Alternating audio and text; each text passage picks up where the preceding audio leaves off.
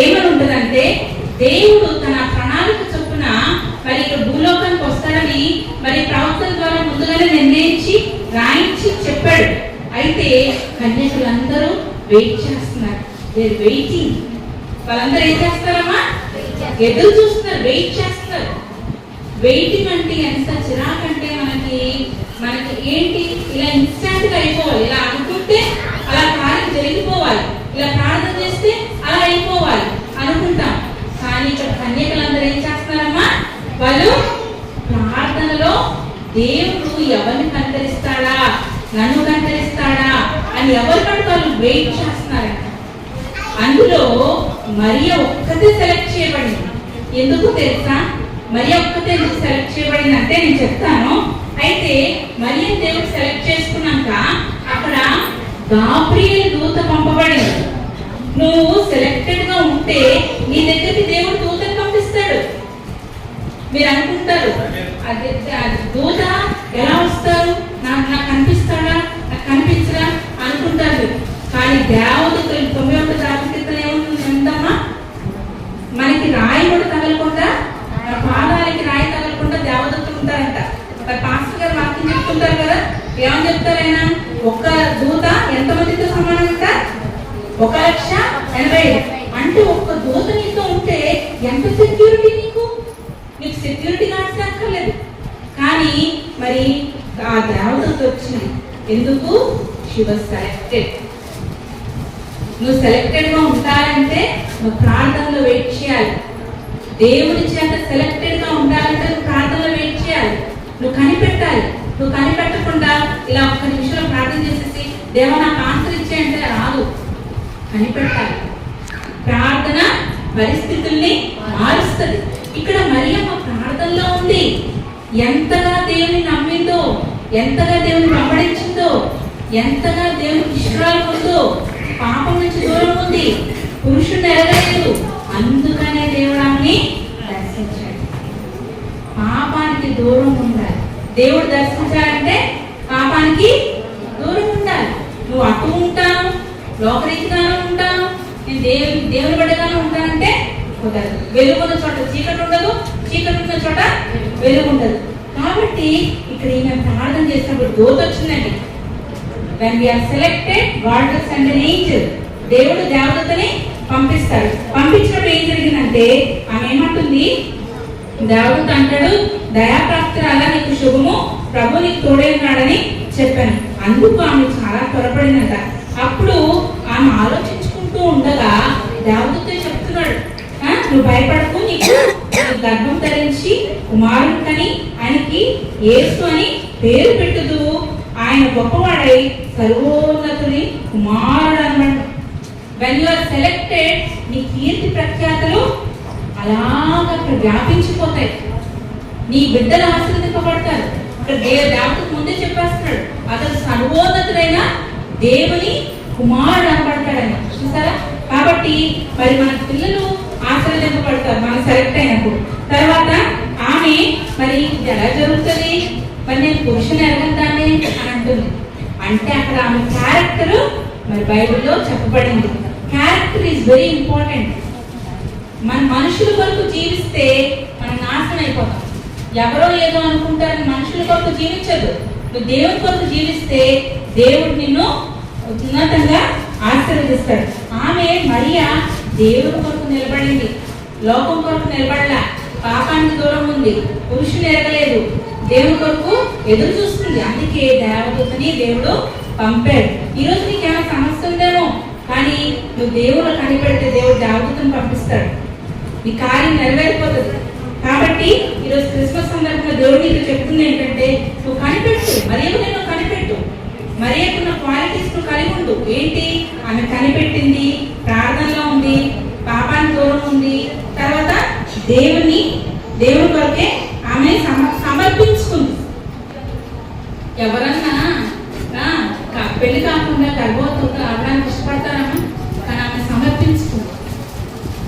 ఆమె సమర్పించుకుంది కాబట్టే దేవుడు భర్తతో మాట్లాడడానికి దేవదూతను పంపించేశాడు. ఈరోజు భర్తలు నీకు సమస్యలు అయిపోయారా? భర్త నీకు సమస్య అయిపోతే దేవుడు ఏమంటాడు? దేవదూతను పంపిస్తాను, నువ్వు భయపడకు, దావీదు వెళ్ళిపోయాడు. ఎక్కడికి వెళ్ళిపోయాడు? యోసేపు దగ్గరికి వెళ్ళిపోయాడు. వెళ్ళిపోయి ఏమంటాడు? యోసేపు, నీ భార్యని విడిచిపెట్టడానికి వీల్లేదు, నువ్వు ఆమెని జాగ్రత్తగా చూసుకోవాలని ఆజ్ఞాపిస్తున్నాడు. మామూలుగా చెప్పడం కాదు, దేవుడు ప్రణాళికలను ఉంటే నీ కొరకు నీ భర్తని నీ అక్కడ ఉన్న వాళ్ళందరినీ కూడా దేవుడు ఆజ్ఞాపిస్తాడు. కాబట్టి నేనేంటి, నేను చేయగలనా, నేను ఒక సింపుల్ లేడీని అనుకోవద్దు.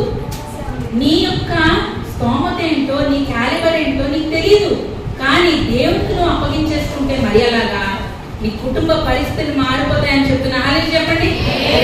నీ కుటుంబ పరిస్థితులు మారిపోవాలంటే, నీకు మరియలాగా కీర్తి ప్రఖ్యాతులు రావాలంటే నువ్వు మరియలాగా కనిపెట్టాలి, మరియలాగా మరి పాపానికి దూరం ఉండాలి, మరియలాగా సమర్పించుకోవాలి, మరియలాగా మరి దేవుని కొరకే నిలబడాలి. అయితే మరి సామెతల గ్రంథంలో ఏమని ఉందంటే, సామెతలు 31వ అధ్యాయంలో ఏమని ఉంటుందంటే, ఒకసారి చూద్దాం. మీరు తీయద్దు, నేను చెప్తాను. యెహోవా యందు భయభక్తులు కలిగిన స్త్రీ కొనియాడబడును, చేసిన పనిని బట్టి అట్టి దానికి ప్రతిఫలం ఇయ్యదు. గౌనుల దగ్గర ఆమె పనులు, గౌనుల దగ్గర ఆమె పనులు ఆమెను కొనియాడను.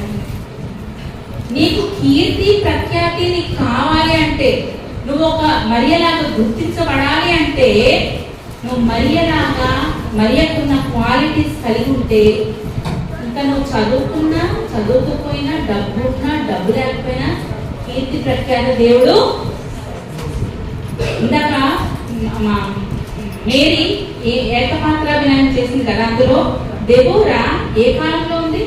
స్త్రీ మాట్లాడకూడదు, స్త్రీ ముఖము కనిపించకూడదు. అటువంటి స్థితిలో దేవుడు ఆమెని 40 సంవత్సరాలు ఎలా వాడుతున్నాడు? న్యాయాధిపతిగా. ఆమె పెద్ద చదువుకోలేదు, ఆమె ఏం లేదు, కానీ దేవుడు ఆమెని ఇశ్రాయేల్ మొత్తంలో ఆమె నిలబెట్టుకున్నాడు. మరియని ఇశ్రాయేల్ మొత్తంలో దేవుడు నిలబెట్టుకున్నాడు. కాబట్టి ఈరోజు నేను చెప్పేది ఏంటంటే, నీకు కీర్తి ప్రఖ్యాతి కావాలన్నా, నీ సమస్య తొలగిపోవాలన్నా, నీకు నీ యొక్క ఏమంటారు, నీ యొక్క టాలెంట్ నీకు తెలియాలన్నా, ఫస్ట్ నువ్వేం చేయాలన్నా?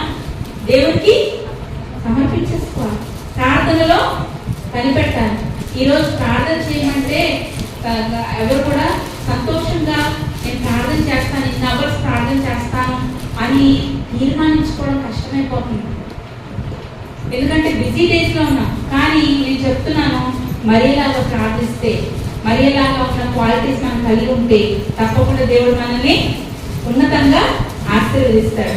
బైబిల్లో అలా దేవుడిని వెంబడించిన వాళ్ళు మరియ తప్ప ఇంకెవరున్నారమ్మా? కబురు చెప్పాలి, టైటిల్ చెప్పండి. ఎలిజబెత్, ఎస్తేరు, హన్నా, యాకోబేతు మోషే తల్లి. మరి వాళ్ళందరూ వాళ్ళ కష్టంలో కూడా దేవుడి కోసం నిలబడ్డారు కాబట్టి దేవుడు వాళ్ళని ఆశీర్వదించాడు, చరిత్రలో నిలిచిపోయేలా చేశారు. మరియమ్మ చరిత్రలో నిలిచిపోయిందా లేదా?